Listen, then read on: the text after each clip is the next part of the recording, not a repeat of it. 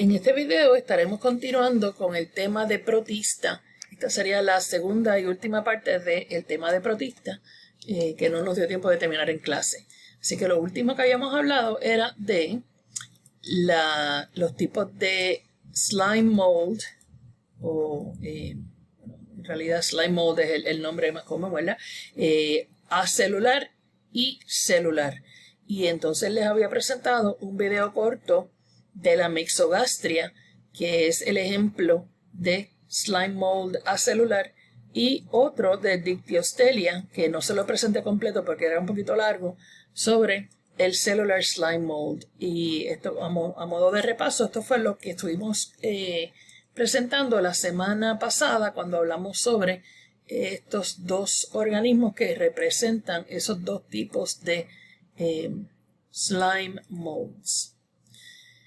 Entonces, habíamos comenzado a hablar sobre la clade Tsar, que son protistas de importancia global. Habíamos hablado en general que esta taxonomía está en flujo, por lo tanto no nos vamos a enfocar en clasificarlos dentro de una clade o en la taxonomía como tal, sino en organismos particulares que están envueltos en algunos eventos que tienen que ver con el medio ambiente o con enfermedades que afectan a los humanos, o ya sea directamente o indirectamente pueden afectar animales o cultivos. Así que en este supergrupo SAR, que están ahora mismo dentro de esta taxonomía, pero una vez más enfatizo que esto está en flujo y por lo tanto pueden moverse de aquí una vez se descubra que pertenecen a otro lugar o que están más cerca de otros organismos. Se encuentran los telonémidos, los estramenófilos, los alveolatos y la rizaria. Empezando con la rizaria, estos son organismos que son de tipo ameboide. Quiere decir que su forma no es definida, sino que tienen pseudópodos, y estos pseudópodos pues entonces van como se pueden desplazando de un lugar a otro, pues entonces le van a dar una forma que es variable. La rizaria en particular tienen filopodios, que cuando ya hemos hablado de los tipos de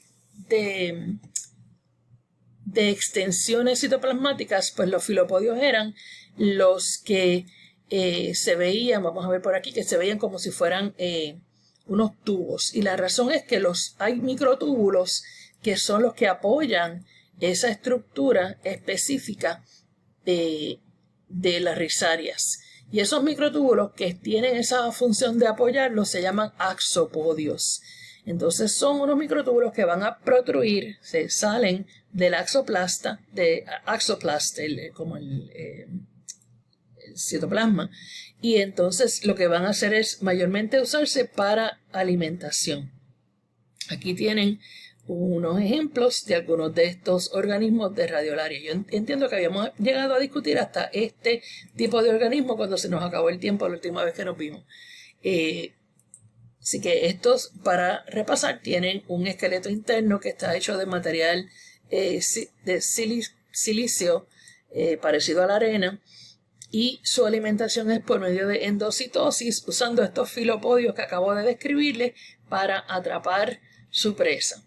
Entonces tienen, como hemos visto, que es bien común en todos estos organismos protistas que hemos estado viendo, ciclos de reproducción sexuales y asexuales, donde el sexual mayormente ocurre cuando hay cambios en el ambiente que tienden a ser, se acaba el alimento o se reseca el ambiente o no es muy saludable para el organismo, entonces se hace el trigger hacia la parte del ciclo de reproducción sexual, donde se producen esporas y eventualmente gametos.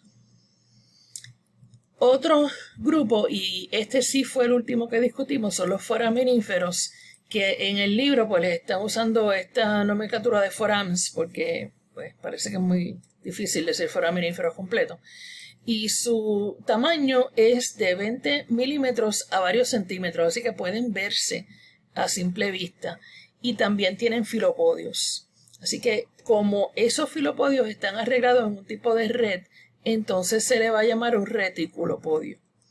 Muchas veces tienen una relación simbiótica con algas, así que estas algas van a ser como organismos endosimbióticos que contribuyen a la nutrición de estos organismos foraminíferos. Su característica es esta, que están arreglados, que tienen como unas placas que se arreglan como si fueran en diferentes cámaras, y entonces según el protista va creciendo, aumentando su tamaño, pues se le van añadiendo más de estas testas. También les mencioné que estos White Cliffs de lugar en la isla británica que se llama Dover, pues estos son depósitos de estos foraminíferos a través de todo el tiempo, ¿verdad? Este es el primer ejemplo de un eucariota que puede reducir nitrato y convertirlo en gas. Tienen un ciclo de vida bastante complejo. Volvemos con el tema de que tiene reproducción sexual y asexual, y este no solamente se encuentra en hábitats marinos como estos que vimos aquí, que se acumularon a través de muchísimos miles de años, sino que también están en hábitats estuarios, donde hay combinación de agua dulce y agua salada. La tiza que se utiliza, o por lo menos la tiza de origen natural, el limestone y el mármol que estamos usando ahora en esta época, en estos años, todos son remanentes de estos foraminíferos que pues viven hace, como les dije, milenios. Luego entonces pasamos a un grupo que se llama los alveolatas. Este grupo incluye 3 grupos taxonómicos. Los dinoflagelados, que me imagino que habrán oído hablar de ellos, y vamos a hablar un poquito sobre de qué son responsables.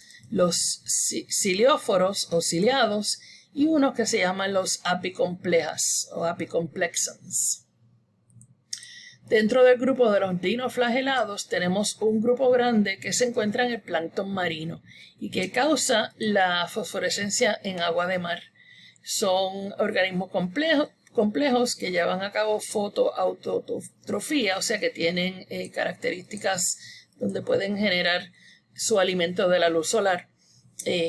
También son organismos heterotróficos y mixotróficos, o sea que pueden alimentarse de una variedad de sustratos. Una cosa característica de estos dinoflagelados es que los flagelos no están en una sola dirección, sino que tienden a haber un flagelo que está como si fuera en el ecuador del organismo, y entonces uno que está más hacia uno de los polos. Entonces existen unas proteínas con función de defensa que se llaman tricocistos, que salen del cuerpo de los dinoflagelados para defenderlo. Hay formas simbióticas y se conocen como los zoosantelados, y estos van a vivir en asociación, en una simbiosis con corales de los que acumulan los corales que vemos ahora mismo presentes en nuestros mares.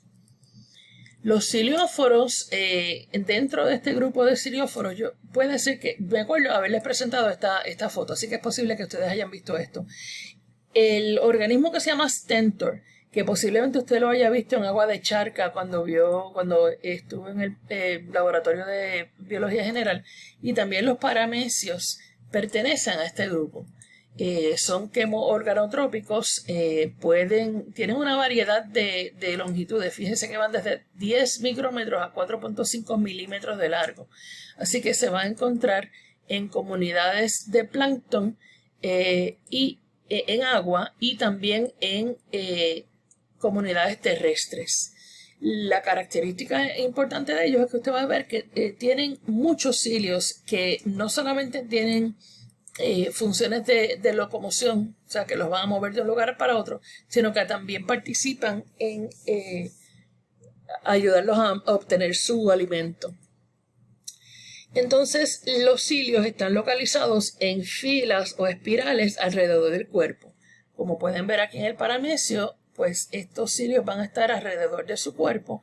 Y aquí hay otro organismo que no es tan común verlo en agua de charca, pero el stentor los tiene más bien en el área esta de la copita, donde entonces los ayuda a poder engullir material para alimentación. Y tienen un movimiento bien coordinado, o sea que estos cilios no se están moviendo cada cual por su lado, sino que es un movimiento coordinado y sincronizado para que puedan llevar a cabo esta función. Algo que les quiero mencionar, este organismo Strilonychia, estos son dos que están conjugándose, pero dentro de este grupo de cilióforos existen algunos que tienen tentáculos para atrapar su presa. Y en particular, el paramecio es un organismo que se ha estudiado muchísimo, tiene un oral groove donde entran las partículas alimenticias, tiene un gullet que sería como si fuera una faringe bien súper primitiva.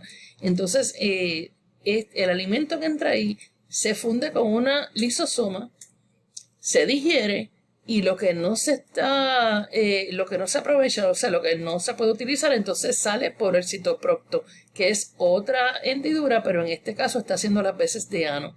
Así que este organismo ha evolucionado una serie de mecanismos para procesar sus alimentos y eliminar lo que no quieren quedarse, y no tienen que estar utilizando energía para los procesos de exocitosis, sino que ya tienen un organelo, por así decirlo, que lleva a cabo esa función.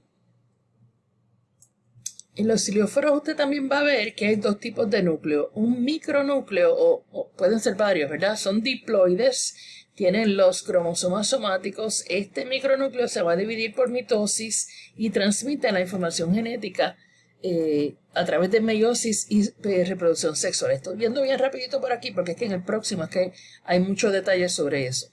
Entonces hay un macronúcleo que es derivado de los micronúcleos, y vamos a ver el proceso complejo por el cual cómo es que sucede eso. Y este macronúcleo se va a dividir elongándose y constricting, o sea que se hace más largo y se empieza a cerrar por el medio para entonces formar más de uno. Así que llevan a cabo reproducción asexual a través de fisión binaria transversa o a lo largo y reproducción sexual a través de conjugación. Aunque la mayoría de estos ciliados, de los cilióforos, viven independientemente, hay algunas formas que son simbióticas con otros organismos. Este diagrama que está aquí es una ilustración de la complicación que tiene el paramecio caudato cuando lleva a cabo la reproducción sexual. Es un proceso bastante complejo. Yo no le voy a estar preguntando muchísimos detalles sobre esto, pero fíjese que durante esta reproducción sexual, pues bien importante está el que usted va a estar compartiendo información genética de dos organismos, y eso usted sabe que se le llama conjugación. Entonces, estos macronúcleos de cada uno de ellos, fíjense que se van a desintegrar, o sea que se degeneran, y entonces va a ocurrir meiosis de los micronúcleos. Hay división de los pronúcleos que se formaron durante la meiosis inicial de los micronúcleos, y entonces ocurre migración y fertilización de uno de los paramecios que está participando en la conjugación hacia el otro y viceversa. Entonces ocurre, pues, si seguimos con la formación de unos núcleos de un cigoto, estos son diploides, seguimos aquí multiplicando los micronúcleos y eventualmente entonces estos micronúcleos van a fundirse y forman unos macronúcleos que entonces vuelven a seguirse fundiendo, se siguen segregando y entonces terminamos con células hijas o organismos hijos, que yo no sé si llamarle hijos o nietos o qué, pero tienen entonces contenido genético uno del otro. Y esos macronúcleos que se generan al final de esta sesión de reproducción sexual se originaron de los micronúcleos originales de los organismos. Así que, como les digo, esta serie de pasos están detallados en el libro. Déjenme llevarlo por aquí para que usted lo pueda ver. se lo describen con lujo de detalle. Yo no le voy a estar preguntando muchísimo sobre eso. Sí, fíjense que también hay, ok, nos vamos a mover al próximo grupo que son los apicomplexans. Estos son parásitos de animales. Por aquí estamos, ay Dios mío. Y se llaman así porque tienen un complejo en el ápice. Y este complejo de lo que está formado es un arreglo de fibrillas, de microtúbulos, de vacuolas y de otros organelos en uno de los extremos de ese organismo. Tenemos que hablar un poco más sobre el Plasmodium, porque el Plasmodium, y hay varias especies de este género, son responsables de la malaria en el ser humano. Así que esta información está en el libro, pero está de una forma que a mí se me hizo difícil entenderla. Así que busqué otras fuentes y se las voy a leer. El Plasmodium es un parásito que causa la malaria en humanos. El ciclo de vida del Plasmodium en el eritrocito consta de varias etapas. Número 1, infección. El Plasmodium entra al cuerpo humano a través de la picadura de un mosquito. Ese mosquito obviamente va a tener que estar infectado por el Plasmodium. Una vez en el cuerpo, el parásito se mueve hacia el hígado y se multiplica allí. Número 2, liberación. Después de unos días, los parásitos del hígado se liberan al torrente sanguíneo y comienzan a infectar los glóbulos rojos. Número 3, infestación. Ahí es que entonces el Plasmodium comienza a alimentarse de la hemoglobina y a multiplicarse. Obviamente, usted podrá entender que cuando un organismo o un parásito se está alimentando de la molécula responsable por llevarle oxígeno a sus tejidos, eso es un problema. Así que en los casos de malaria, además de los síntomas de fiebre, tiene usted un problema grande de oxigenación en los tejidos. Próximo paso es el esquizonte temprano. El esquizonte temprano, el parásito se ha dividido en numerosas formas pequeñas y estas formas pequeñas se llaman merozoitos. Luego, los merozoitos continúan multiplicándose en el interior del eritrocito. Todo esto todavía está ocurriendo dentro del eritrocito que está infectado, pero está todavía íntegro. ¿Okay? Estos merozoitos siguen creciendo en tamaño, pero finalmente el eritrocito se rompe y los merozoitos son liberados en el torrente sanguíneo. En ese momento es que ocurre uno de los ciclos de fiebre, porque los síntomas de la malaria son ciclos de fiebre intermitentes. Así que usted puede estar con una fiebre severa por muchos días y luego se le va la fiebre. Y es porque está siguiendo el ciclo de vida y de infección y reinfección de los eritrocitos. Cuando el merozoito se rompe la pared del eritrocito, entonces ahí viene una de las primeras etapas de fiebre. Siguiendo con el ciclo de vida del Plasmodium, entonces estos merozoitos que se liberan a la sangre están listos para infectar más eritrocitos. Y luego ocurre la reinfección. Los merozoitos infectan nuevos eritrocitos, el ciclo continúa. Este ciclo de invasión, multiplicación y liberación causa los síntomas de la malaria, como fiebre, dolor de cabeza y fatiga. Y la fatiga, como les mencioné, tiene que ver con la falta de oxígeno a los tejidos. Así que en el ciclo de vida del Plasmodium en el eritrocito consta de una serie de etapas en las que el parásito se infiltra, multiplica y libera nuevos merozoitos. Estos merozoitos van a infectar más eritrocitos. Obviamente esto va a resultar en la destrucción de los glóbulos rojos y la aparición de los síntomas de la malaria. Una importante peculiaridad es que estas formas son parásitos obligados y está utilizando el acetil-CoA. Aquí se lo enfatizan en este diagrama porque no lo puede sintetizar. Así que el Plasmodium no puede sintetizar acetil-CoA. Así que depende completamente del acetil-CoA del huésped. Lo saca de los eritrocitos. Así que esto significa que el Plasmodium no puede vivir sin el huésped humano y que por lo tanto no puede transmitirse directamente de persona a persona. El parásito debe pasar por la fase de reproducción sexual en el mosquito. O sea, esto usa dos huéspedes, el humano y el mosquito. El parásito tiene que pasar por esa fase de reproducción sexual en el mosquito para poder infectar a otro ser humano.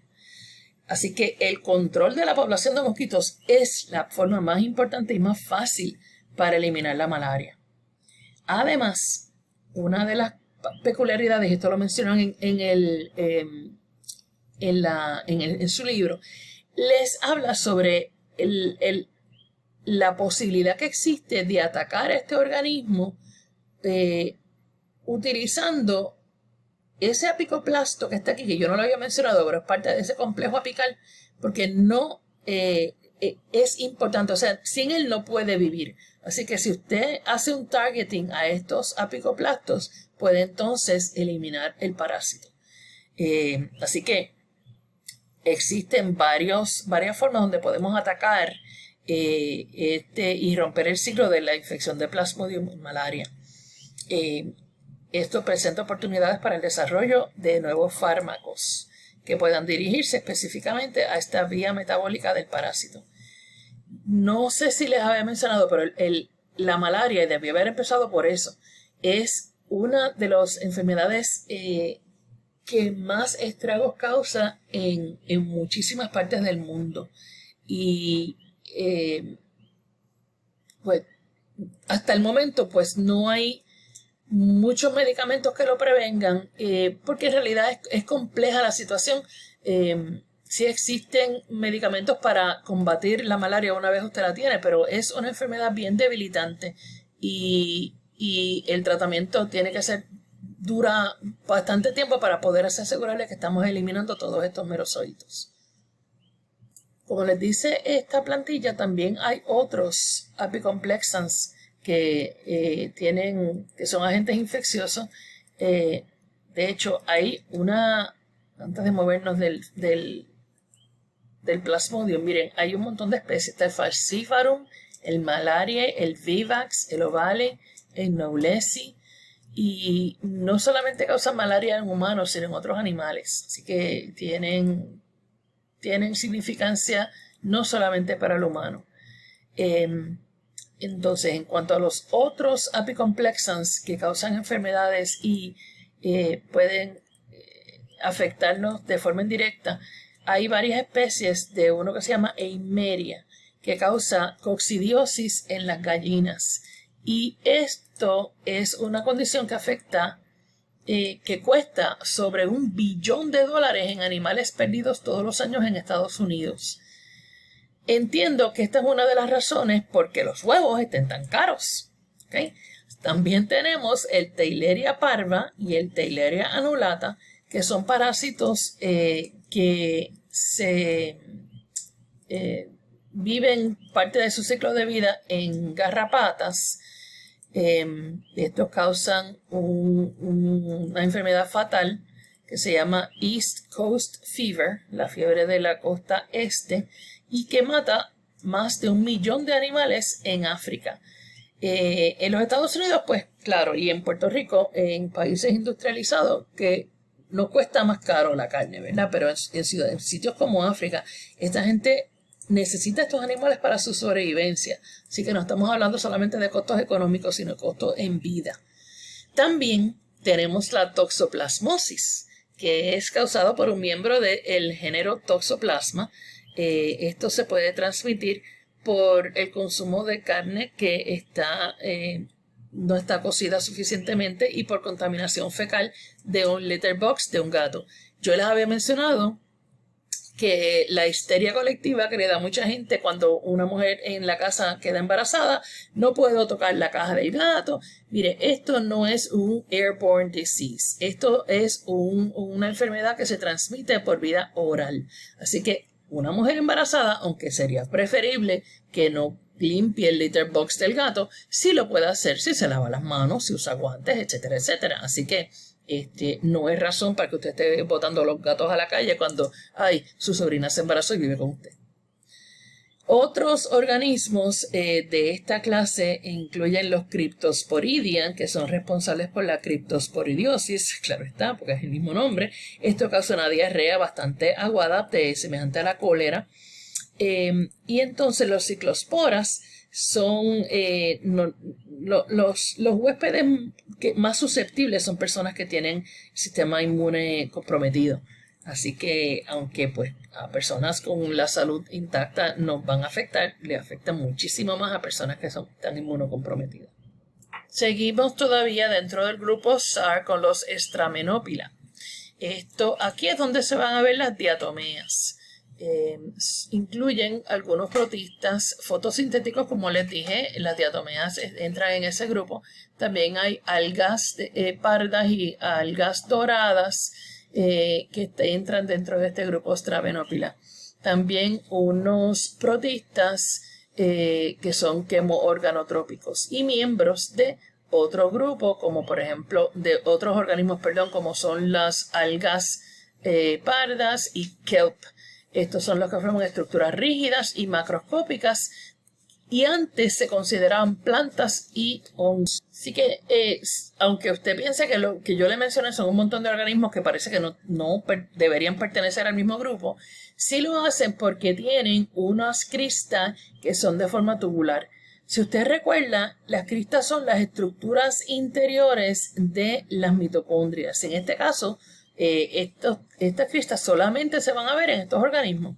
También tienen dos flagelos, uno que se extiende anteriormente y el otro posteriormente. Y los flagelos, si usted se fija, también tienen pequeños pelos.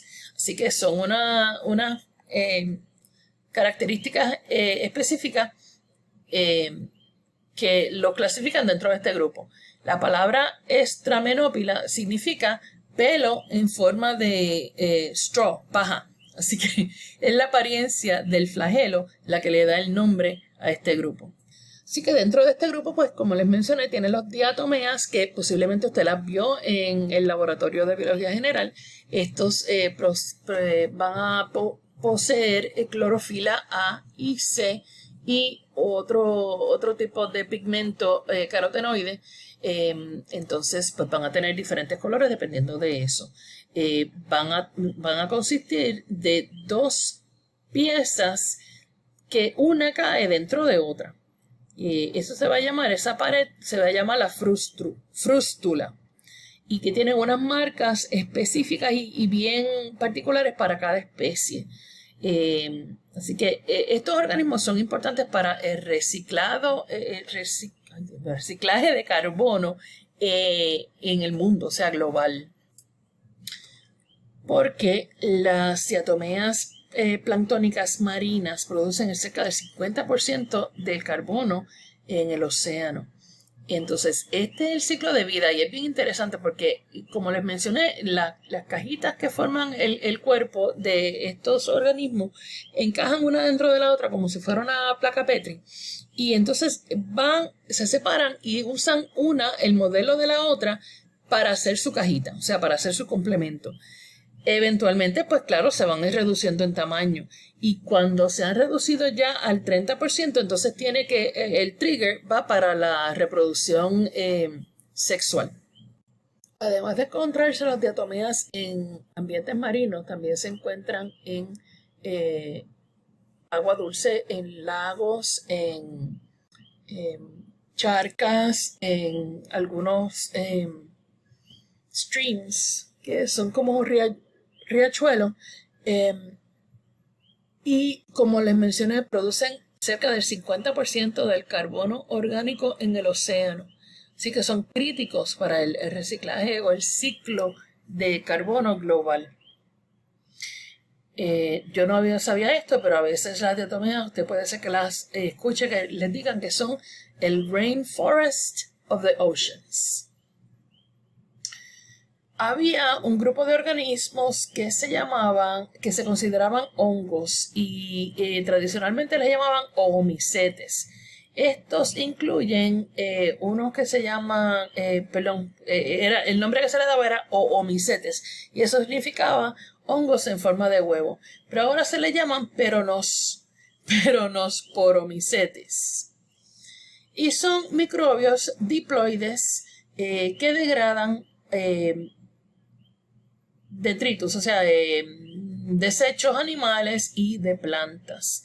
Las paredes están hechas de celulosa y normalmente son diploides a lo largo de su ciclo de vida, pero tienen unos gametos haploides, así que pueden llevar a cabo reproducción sexual y forman un tipo de célula que eso es lo que se llamaba el oogonium, que puede ser fertilizado por una célula espermática o una célula gameto más pequeño. O sea que parecen animales, ¿no? Y produce un cigoto. Algunos de estos ayudan a desgranar plantas y detrito animal. Algunos son patogénicos. Por ejemplo, es el organismo que es responsable del Irish Potato Blight, lo que antes considerábamos que era un hongo. Así que también tenemos este otro grupo, los labyrinthulids. Es una historia taxonómica también bastante compleja. Se le consideraban hongos, pero su evidencia filogenética, además de algunas observaciones que se han hecho de que tienen zoosporos flagelados, los acabaron de colocar dentro de los Stramenopila. En el próximo grupo tenemos una clade que se llama Haptista. Y estos haptistas antes también se consideraban que eran parte del grupo SAR. Se les reclasificó, pero sí tienen unos queos, unas escamas bastante bien decoradas que se llaman cocolitos. Así que estos son cocolitóporos que precipitan calcio, carbonato de calcio en el océano y así de esa forma remueven el CO2 soluble. De esta forma, pues entonces tienen una influencia sobre el budget de carbono de la Tierra. Vamos a ver qué más les dicen por aquí.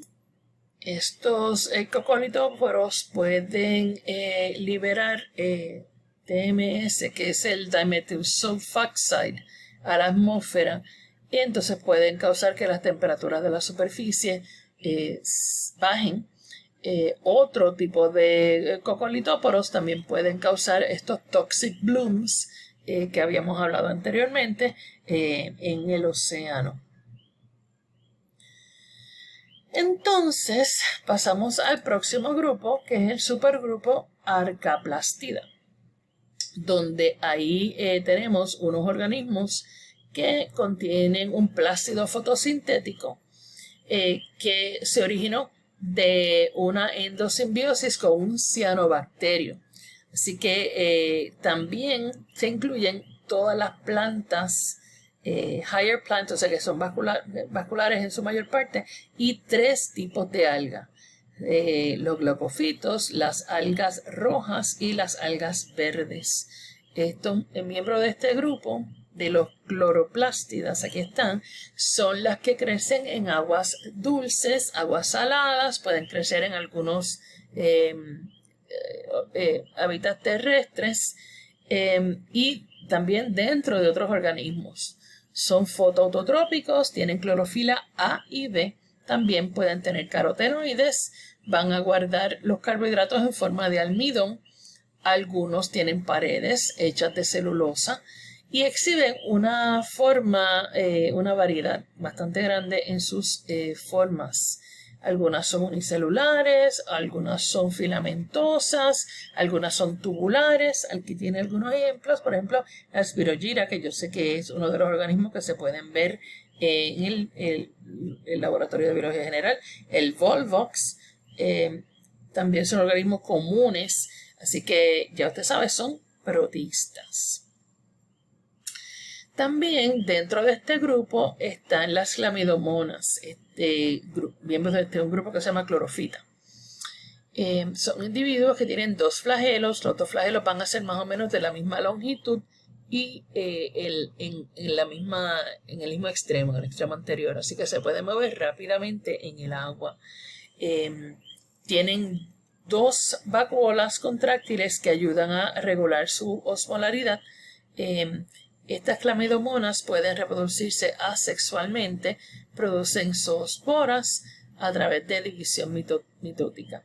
También se reproducen sexualmente, En algunas células usted tiene gametos que se funden y forman un cigoto con 4 flagelos que eventualmente pierde 2 de ellos. Entonces entra a una fase de descanso. Luego de eso ocurre la meiosis al final de esa fase de descanso y usted termina con 4 células haploides que le dan origen a los adultos. La Prototeca moriformis causa una enfermedad que se llama así mismo prototecosis, que afecta mayormente a animales, pero a veces a humanos, y entonces puede darle una infección sistémica que invade la sangre y que se ha visto, se ha reportado en animales. Los picozoas, este origen de este tipo de lineaje es desconocido. Normalmente se le pone dentro de los arqueplástidos. Son bien pequeños, por eso es el nombre picozoa. Y la evidencia de que existían se vino a recopilar en los 2000 temprano, cuando se pudo examinar el gene del ribosoma, el RNA ribosomático. Aunque originalmente se pensaba que eran fotosintéticos, se sabe que son heterotrópicos. Entonces tienen una movilidad inusual. Jump drags quedado. Vamos a ver si encontramos un video para enseñarles cómo es que se mueven estos organismos. Bueno, gente, no les conseguí un video de este protista, de cómo es que se mueve este protista. Entonces, por fin, llegamos al final de los protistas. Obviamente, pues, usted se ha dado cuenta que entre ellos no hay muchas semejanzas, que pues son los causantes de unas enfermedades bastante serias, pero por otro lado hay algunos protistas que son extremadamente bellos, como las diatomeas. Entonces se considera que es uno de los grupos más heterogéneos. Usted debe entonces dedicarse a estudiar las características específicas de algunos de estos organismos. No es fácil agruparlo aquí, por eso es que al principio yo les dije que esto era un zafacón para organismos que habían estado clasificados en otros lugares y que entonces los agrupamos en este. Con esto terminamos el tema de protistas y entonces cuando nos veamos ya el martes vamos a estar hablando sobre cooperación, formas en que los organismos pueden cooperar entre sí, o sea, sociedades, ya sea simbiosis, parasitismo, comensalismo, que hemos estado viendo ejemplos sobre ellos, pero vamos a estar hablando específicamente sobre eso.